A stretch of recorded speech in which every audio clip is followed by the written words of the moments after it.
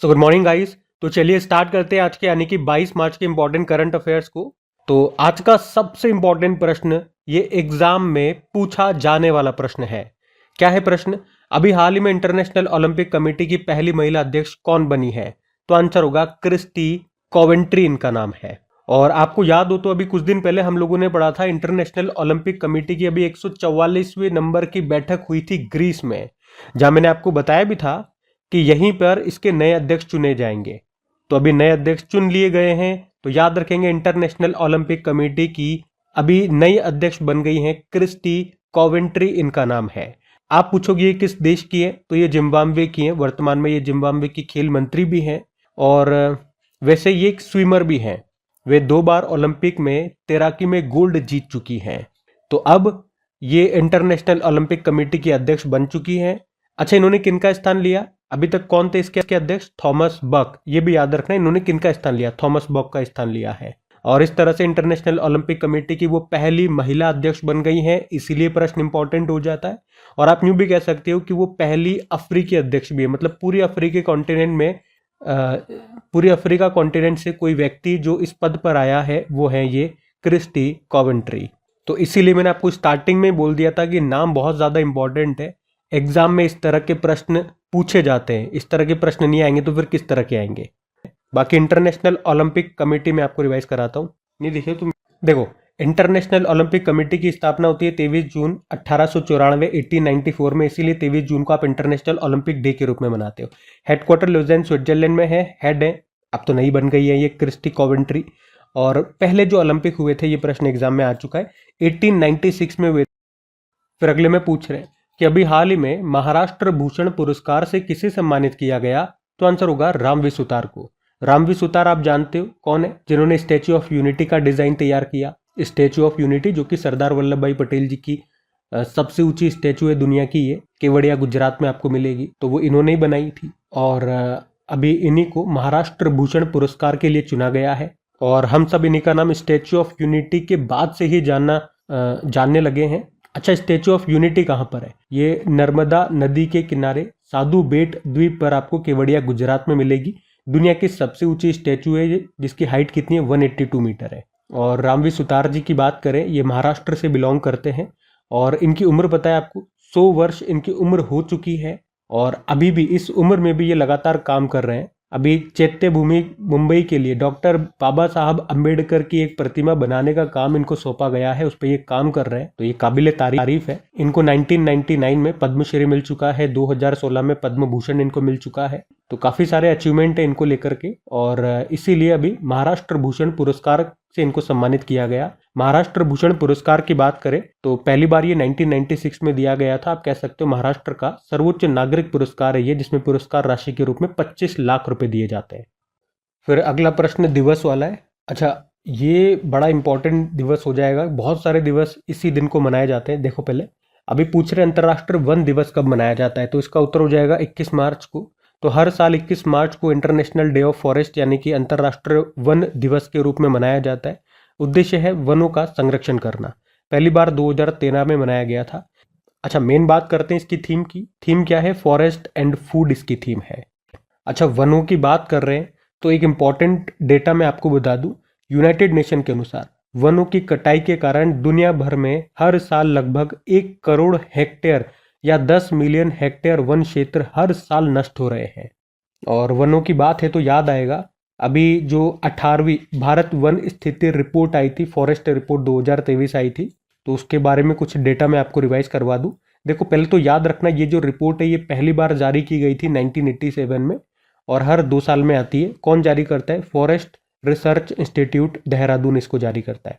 तो इसमें बताया था एक तो क्षेत्रफल की दृष्टि से सबसे ज्यादा वन क्षेत्र आपको मध्य प्रदेश में मिलेंगे और प्रतिशत वाइज सबसे ज्यादा वन क्षेत्र आपको परसेंटेज वाइज लक्षद्वीप में मिलेंगे। ये इस रिपोर्ट में बताया गया, तो ये ध्यान रखना। अब 21 मार्च को 2-3 दिवस और हैं। एक तो 21 मार्च को वर्ल्ड सिंड्रोम डे भी मनाया जाता है। और सिंड्रोम की बात है तो एक प्रश्न आपको बताता हूं जो एग्जाम में बहुत बार आता है। डाउन सिंड्रोम जो कि एक आनुवांशिकी विकार है, यानी कि जेनेटिक डिसऑर्डर है। तो ये किसके कारण होता है? तो याद रखना, ये प्रश्न एग्जाम का प्रश्न है। तो 21वें क्रोमोसोम की ट्राइसोमी के कारण होता है, यानी कि 21वें गुणसूत्र में क्रोमोसोम में एक गुणसूत्र, एक क्रोमोसोम एक्स्ट्रा होता है, उसी के कारण होता है डाउन सिंड्रोम। वैसे आपको पता है एक सामान्य ह्यूमन बीइंग में, सामान्य मानव में कितने टोटल गुणसूत्र क्रोमोसोम होते हैं, उनकी संख्या कितनी होती है? तो ये 23 पेयर में, यानी कि टोटल 46 गुणसूत्र होते हैं। तो ये भी प्रश्न एग्जाम में पूछा जाता है। और इसमें से जो 23वां जोड़ा है, गुणसूत्रों का 23वां जोड़ा है, याद रखना वो सेक्स क्रोमोसोम होता है, यानी कि अनुवांशिक परिवर्तनों के लिए जिम्मेदार होता है। ठीक है, तो यहाँ पे एक एक लाइन बिल्कुल नोट करना। देखो क्वेश्चन मैंने आपको कहा स्टार्टिंग में बहुत सारे दिवस में आपको बताऊंगा, तो जब मुझे बहुत सारी बातें आपको बतानी है तो फालतू बात कुछ भी नहीं बताऊंगा, सारी एक एक लाइन इंपॉर्टेंट है, एग्जाम में पूछे गए प्रश्न है, वही मैं आपको बता रहा हूँ पॉइंट वाइज, तो बिल्कुल ध्यान से सुनना। इसके अलावा 21 मार्च को एक और दिवस याद रखना, ये अभी हमने कुछ दिन पहले ही पढ़ा था, इस बार से हम पहली बार इसको मनाना शुरू कर रहे हैं। 21 मार्च को विश्व ग्लेशियर दिवस, वर्ल्ड डे फॉर ग्लेशियर। और आपको याद भी होगा 2025 को ग्लेशियरों के संरक्षण का अंतर्राष्ट्रीय दिवस के रूप में भी मनाया जा रहा है। इसके अलावा 21 मार्च को विश्व कविता दिवस भी होता है, वर्ल्ड पोइट्री डे। 21 मार्च को विश्व कठपुतली दिवस, वर्ल्ड प्यूपेट्री डे के रूप में भी मनाते हैं। तो 21 मार्च को ये 5 दिवस हो गए आपके। इस बार मार्च में बहुत सारे दिवस हैं, तो 5 दिवस तो ये 21 मार्च को ही हो गए और सारे इंपॉर्टेंट है। कम से कम ये शुरुआत के 3 तो इंपॉर्टेंट हैं ही सही। विश्व वन दिवस, वर्ल्ड सिंड्रोम डे, विश्व ग्लेशियर दिवस। फिर अगले प्रश्न में पूछ रहे हैं कि अभी हाल ही में 2025 all England open badminton championship में पुरुष एकल का खिताब किसने जीता? तो आंसर होगा शी यू क्यू ने। यहाँ हम बात कर रहे हैं all England open badminton championship 2025 की, जो कहाँ पे हुआ? इंग्लैंड के बर्मिंघम में। और इसमें मेन सिंगल का टाइटल जीत लिया है शी यू क्यू ने, ये चाइना के प्लेयर है। और वुमेन सिंगल जीता है एन से यंग ने, ये साउथ कोरिया की प्लेयर है। अच्छा, एक पॉइंट मैं आपको और बता दूं कि ये all England open badminton championship का सिंगल टाइटल जीतने वाले पहले भारतीय कौन थे? क्या किसी भारतीय ने जीता है अभी तक? ये तो जीत चुके हैं 2 भारतीय। पहली बार जीता था प्रकाश पादुकोण ने 1980 में, उसके बाद दूसरे भारतीय बने थे इसे जीतने वाले, पुलेला गोपीचंद 2001 में जीता था। फिर अगले में पूछ रहे हैं कि अभी हाल ही में 2025 स्टॉकहोम जल पुरस्कार को किसने जीता है? तो इसको गुंटर ब्लॉशल ने जीता है। तो गुंटर ब्लॉशल का नाम याद रखना। अच्छा, थोड़ी देर के लिए इनका नाम याद रखना चाहते हो तो गुंटर को आप गटर से रिलेट कर लीजिए, तो गटर से शायद याद रह जाए इनका नाम। तो इन्होंने क्या किया, गटर से पीने लायक पानी बना लिया, ऐसे याद रख लो, गटर से पीने लायक पानी बना लिया, तो इनको ये पुरस्कार दे दिया, स्टॉकहोम जल पुरस्कार दे दिया इनको। किसको? गटर को। गटर से गुंटूर, ऐसे याद रह जाएगा आपको, एग्जाम में हमें नंबर लाना है, ऐसे याद रह सकता है, हिंट बता रहा हूं मैं आपको। बाकी पुरस्कार की बात करें, पुरस्कार का नाम स्टॉकहोम वाटर प्राइज है और अभी दिया गया किसे? गटर को, मतलब गुंटूर ब्लॉशल को। ये जल विज्ञानी है, हाइड्रोलॉजिस्ट है। अच्छा, ये है किस देश के? तो ये वियना से है। वर्तमान में वियना यूनिवर्सिटी ऑफ टेक्नोलॉजी के प्रोफेसर हैं ये। तो बाढ़ जोखिम विश्लेषण और जल संरक्षण प्रबंधन में उन्होंने जो उत्कृष्ट कार्य किए, उसके लिए इनको ये पुरस्कार मिला है। फिर देखो अगले में क्या पूछ रहे हैं, ये भी इंपॉर्टेंट है कि अभी हाल ही में दुनिया में अभी सबसे बड़े सफेद हाइड्रोजन भंडार कहां पर खोजे गए हैं? दुनिया में सबसे बड़ा सफेद हाइड्रोजन का भंडार अभी कहां पर खोजा गया? तो आंसर हो जाएगा फ्रांस में। तो अभी फ्रांस के मोसेल क्षेत्र में 46 मिलियन टन का विशाल सफेद हाइड्रोजन भंडार खोजा गया है और इसका मूल्य आंका गया 92 ट्रिलियन डॉलर का है। सफेद हाइड्रोजन के लिए किसी भी औद्योगिक उत्पादन की आवश्यकता नहीं होती है और ये कार्बन डाइऑक्साइड उत्सर्जन भी नहीं करते हैं। और 2 फ्रांस के वैज्ञानिक हैं जिनके नाम है जैक्स पिरोनन और फिलिप डी डिनाटो, इन्होंने इसकी खोज की है।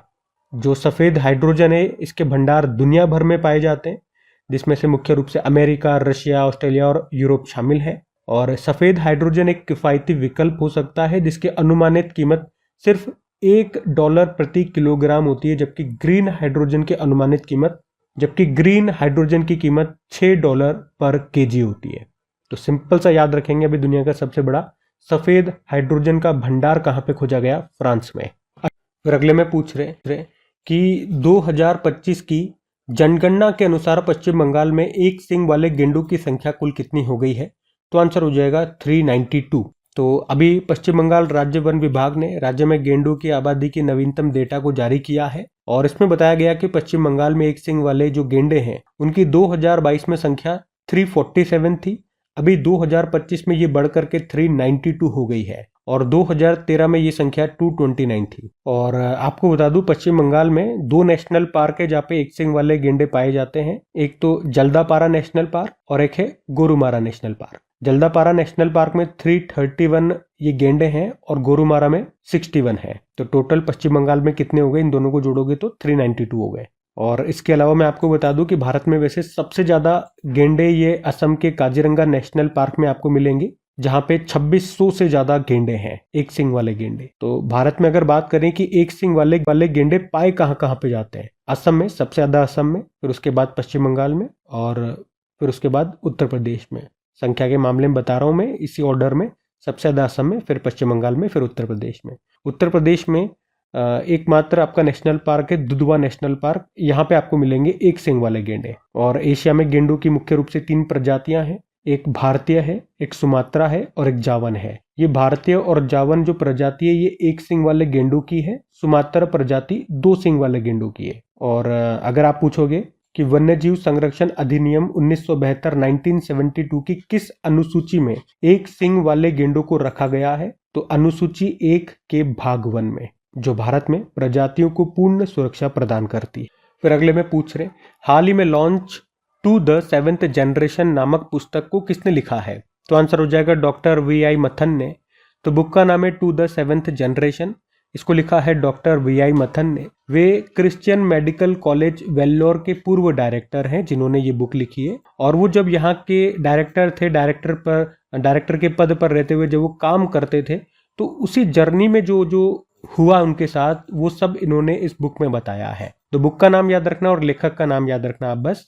फिर अगले में पूछ रहे कि अभी हाल ही में यूके के हाउस ऑफ कॉमन्स में किसे लाइफ टाइम अचीवमेंट अवार्ड से सम्मानित किया गया, तो इसका उत्तर हो जाएगा चिरंजीवी। अवार्ड वाले आज काफी प्रश्न थे, लगभग 2-3 प्रश्न हमने देख लिए और सारे इंपॉर्टेंट भी हैं, इसलिए लेने भी पड़े। तो साउथ फिल्म स्टार हैं चिरंजीवी, आप जानते हो, और अभी इनको कला और समाज सेवा में उनके योगदान के लिए यूके की संसद में अभी लाइफ टाइम अचीवमेंट अवार्ड से सम्मानित किया गया। किसने किया उनको, ये सम्मान किसने दिया, तो ब्रिटेन में एक संगठन है ब्रिज इंडिया, उसी ने।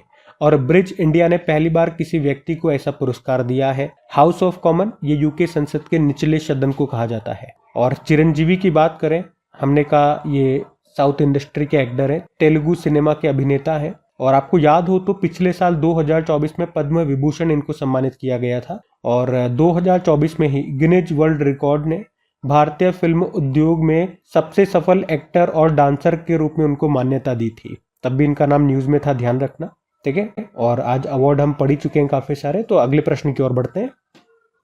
फिर अगले में पूछ रहे कि अभी महाराष्ट्र में छत्रपति शिवाजी महाराज को समर्पित पहले मंदिर का उद्घाटन कहां पर किया गया, तो आंसर होगा भिवंडी में। तो अभी महाराष्ट्र के जो मुख्यमंत्री हैं देवेंद्र फडणवीस, उन्होंने महाराष्ट्र के महान मराठा योद्धा छत्रपति शिवाजी महाराज को समर्पित राज्य के पहले मंदिर का उद्घाटन किया। याद रखना कहां पे, तो भिवंडी में। और ये मंदिर छत्रपति शिवाजी महाराज की वीरता, धैर्य और अमर विरासत का प्रतीक है। आपको ये बात याद होनी चाहिए कि भारतीय नौसेना का जनक ये छत्रपति शिवाजी महाराज को ही कहा जाता है। तो कल पहला प्रश्न आपसे पूछा था खेलो इंडिया पैरा गेम्स 2025 का शुभंकर क्या है, उज्ज्वला। फिर पूछा भारत का पहला PPP green waste processing plant ये किस शहर में शुरू होगा, इंदौर। और विश्व खुशहाली सूचकांक 2025 में भारत की रैंक 118 है, टॉप पे फिनलैंड है। और अंतरिक्ष यात्री सुनीता विलियम्स कितने दिनों के बाद इंटरनेशनल स्पेस स्टेशन से धरती पर वापस लौटी है, 286 डेज। रामनाथ गोयनका पुरस्कार किस क्षेत्र में दिया जाता है, जर्नलिज्म। विश्व गौरैया दिवस कब मनाया जाता है, 20 मार्च को। एशियन फिल्म अवार्ड्स 2025 में सर्वश्रेष्ठ फिल्म का पुरस्कार किसे मिला, all we imagine as light. Leo the untold story book को किसने लिखा, PS रमन। मुक्त भाषण सूचकांक 2025 में भारत की रैंक 24 है। और स्केचर्स के ब्रांड एम्बेसडर बने जसप्रीत बुमराह। चलो कल का भी होमवर्क प्रश्न देखते हैं और सेशन एंड करते हैं। तो कल आपसे पूछा था अभी किस भारतीय शहर ने भारत में पहला यूनेस्को सिटी ऑफ लिटरेचर बनकर इतिहास रचा, कोझिकोड केरल। आप सभी ने प्रश्न का बिल्कुल सही उत्तर दिया। अब ये आज का आपका होमवर्क प्रश्न है।